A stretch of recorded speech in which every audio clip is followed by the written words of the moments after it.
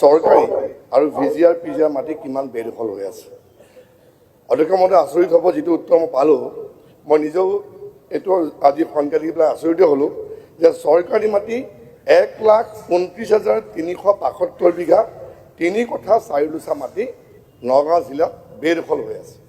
আৰু যদি চাই যে ভিজিআৰ আৰু পিজিআৰ মাটি 26,413 বিঘা 5 লোচা আৰু পিজিআৰ মাটি 1,784 বিঘা 1 কঠা 14 লোচা মাটি বেদখল হৈ আছে।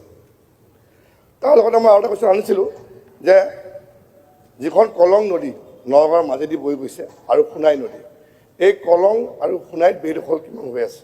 এতিয়া কলঙৰ বেদখলৰ কথা মোক ক'লে যে কলং যিহেতু নগাঁৱত একেবাৰে যিটো মোৰ সমষ্টিৰ ভিতৰত তাত বেদখল হৈ আছে 27,000 বিঘা 27 বিঘা 3 লোচা 27 বিঘা 3 কঠা 14 লোচা।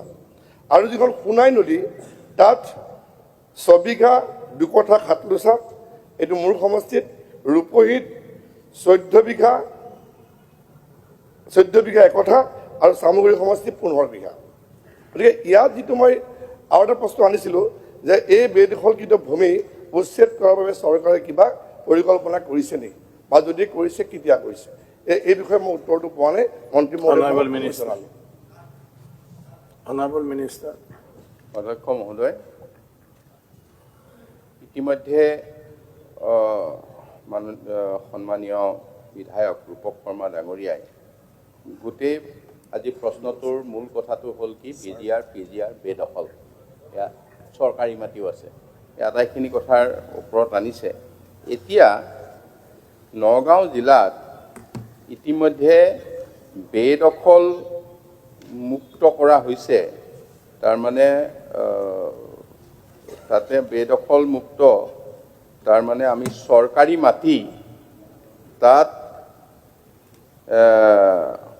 2040 বিঘা মাটি 2040 বিঘা 2 কঠা 1 লোচা এই মাটি আমি উচ্ছেদ কৰি বেদখল মুক্ত কৰিছোঁ। ঠিক তেনেধৰণে এইখিনি হৈছে চৰকাৰী মাটি আৰু ভিজিআৰ মাটি 1,186 বিঘা 1,186 বিঘা মাটি আমি তাত বেদখল মুক্ত কৰিছোঁ। গতিকে বেদখল থকাটো যেনেকৈ হয় বেদখল মুক্তও এনেধৰণে এইখিনি মাটি কৰা হৈছে। ইয়াৰ উপৰিও তেখেতে বিতংভাৱে যিকেইটা কথা কৈছিল যে বেদখল মুক্ত উচ্ছেদ কৰা হৈছে নেকি, সেইখিনি উচ্ছেদ কৰা হৈছে আৰু এই উচ্ছেদ কৰা অভিযানটো কোনো বন্ধ হোৱা নাই। এইখিনি কথা আমি উচ্ছেদ কৰিব পৰা অৱস্থাত আছোঁ।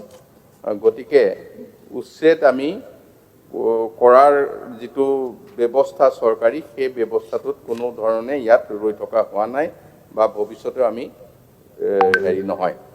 আৰু ইয়াৰ উপৰিও আমাৰ বাকী তেখেতসকলে কলঙৰ ওপৰত ক'লে, কলঙৰ ওপৰততো মই তথ্যখিনি দিছোঁ। মানে গোটেই বেছিকৈ যদি মাটি আছে নগাঁও আমাৰ সদৰ সমষ্টিতে তাত 27 বিঘা 3 কঠা 14 লোচা মাটি বেদখল আছে। আৰু বাকীকেইটাৰ ক্ষেত্ৰত বাকী সমষ্টিকেইটাত বৰ বেছি বেদখলৰ কথা নাই। তাতে সোণাই নৈৰ ক্ষেত্ৰত আছে, তাতে 40 বিঘা আছে ৰূপহী সমষ্টিত আৰু 6 বিঘা 2 কঠা আছে নগাঁও সমষ্টিত, চামগুৰি সমষ্টিত আছে 15 বিঘা। গতিকে এইখিনি সোণাই নদীৰ ক্ষেত্ৰত, বাকীখিনি কলংকুটিৰ ক্ষেত্ৰত। মই তেখেতক আশ্বস্ত কৰিছোঁ যে তেখেতৰ সহযোগিতাৰ প্ৰয়োজন হ'ব। আমি তেনেকৈ যিখিনি মাটিত এতিয়াও বেদখল আছে আমি উচ্ছেদ কৰাৰ ক্ষেত্ৰত আমাৰ তেখেতৰ সহযোগিতা বিচাৰিম। অধ্যক্ষ মহোদয়, যদি আমি চাওঁ যিখিনি চৰকাৰী ভূমি আমি যি কৰোঁ যে 1,29,372 বিঘা, ইয়াত নগাঁও সদৰতে নহয়, এফালৰ পৰা যদি চাই ঢিঙত প্ৰায় 15,000 বিঘা আৰু কলিয়াবৰ সমষ্টিটো প্ৰায় 39,000 বিঘা চৰকাৰী মাটি বেদখল হৈ আছে। এতিয়া কথাটো হৈছে কি যে যেতিয়া আমি কলঙৰ কথা আহিছোঁ, কলং হৈছে নগাঁওবাসীৰ এটা আৱেগ, কলং হৈছে নগাঁওবাসীৰ এটা আয়ুস ৰেখা। গতিকে কলঙৰ আৰু সোণাইত যিধৰণে বেদখল হৈছে, সোণাইত আপুনি আচৰিত হ'ব যে নদীখন পুতি পেলাই তাত বিল্ডিং ঘৰ বনাইছে, আৰু কলঙতো একেই অৱস্থা। গতিকে এই যিটো পৰিৱেশ, কাৰণ আমাৰ মন্ত্ৰী মহোদয় কলমপৰীয়া হয়, আমি একেখন জিলাৰে, গতিকে অলপ গুৰুত্ব সহকাৰে লৈ পেলাই এইখিনি যদি এটা ব্যৱস্থা লয় তেনেহ'লে আমি সুখী হ'ম। ঠিক আছে। Honourable minister Kolong. অধ্যক্ষ মহোদয়, এই মাননীয় বিধায়ক ৰূপক শৰ্মা ডাঙৰীয়াই যিটো কথা কৈছে সেইটো ঠিকেই কৈছে। তাৰমানে আপোনালোকে চাওক, নগাঁও সদৰত এতিয়া কিছু বেদখল আছে, সিফালে মানে কলঙৰ ওপৰত বেদখল নাই, কিন্তু চামগুৰি কি মানে আমাৰ এইটো সোণাইৰ ক্ষেত্ৰত যথেষ্ট বেদখল হৈছে।